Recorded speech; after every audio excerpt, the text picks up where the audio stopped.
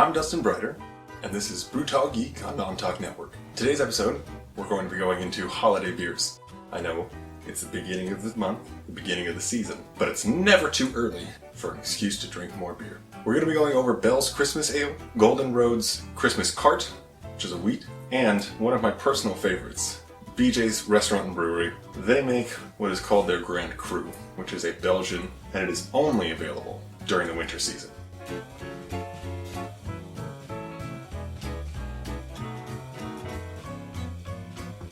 First up, we have Bell's Christmas Ale. This is a Scotch ale, so I'm a little excited. It's been a while since I've had one.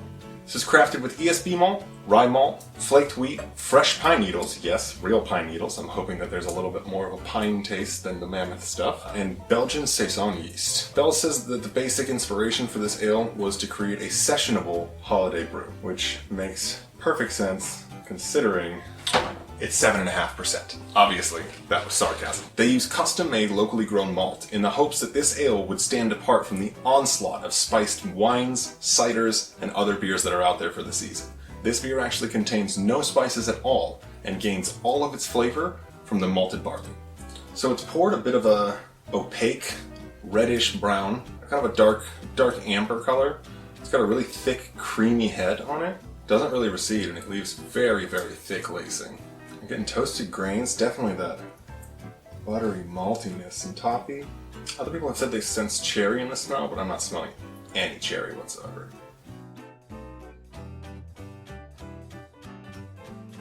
Ooh, definitely getting toffee, caramel, a little bit of that cherry on the back of the tongue, but this is about the flavor profile of a stout almost, which is traditionally winter cold weather beer.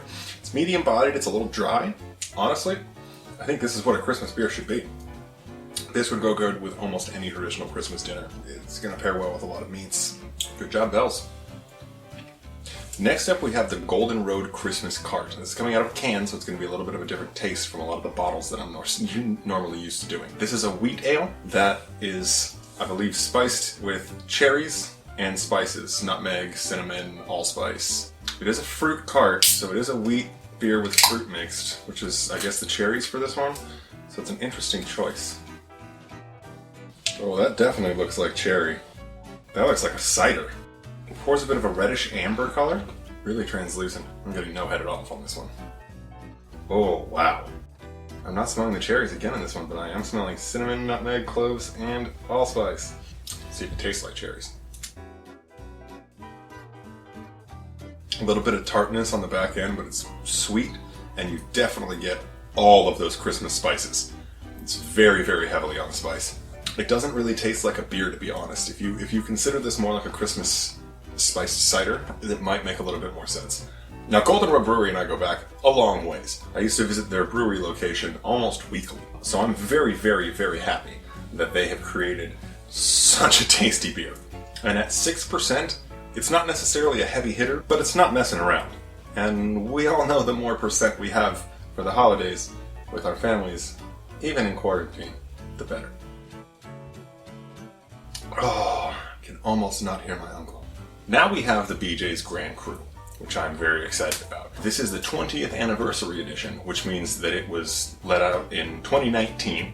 This is not the 2020 vintage, which who knows what that'll taste like the way the year's gone. Now, this is one of my favorite Belgian beers, actually, which is a little disappointing to say considering it's crafted by a restaurant, but BJ's makes pretty good beers. I got my start in the beer industry as a finished beer specialist for BJ's. Now, one of the great things that BJ's did when they decided to make a Belgian was they imported their Belgian malts, and they used some secret exotic spices that even I didn't know what they were.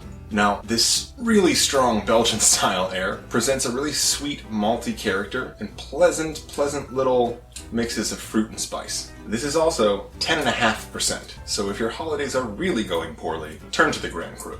Now, this is packaged traditionally corked instead of capped. Nice little wisps of vapor coming off the top there, almost falling out of the bottle. Pouring my BJ's Grand Cru into my BJ's Grand Cru glass. Pours a bit of a translucent golden hue with a nice white head.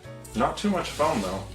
I wonder if the carbonation on this has gone down since its bottle condition. Now, BJ's does suggest leaving the Grand Cru in a bottle for about a year or a year and a half in cellaring temperatures and light to fully bring out the best notes of this beer. So I'm hoping I'm going to get a nice complex Belgian from this. Ooh, this smells great. Getting 3 very distinct smells, and that's pretty much it. And that is clove, banana, and Belgian yeast.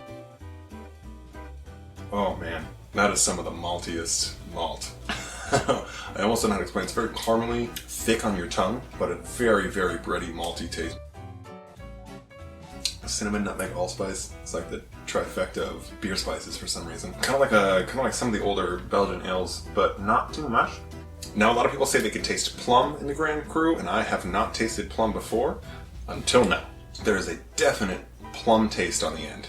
It's really smooth and creamy on the mouth. Like I said, it feels almost caramely in texture. I guess I'm glad that this was technically made in 2019 and released then instead of the alternative.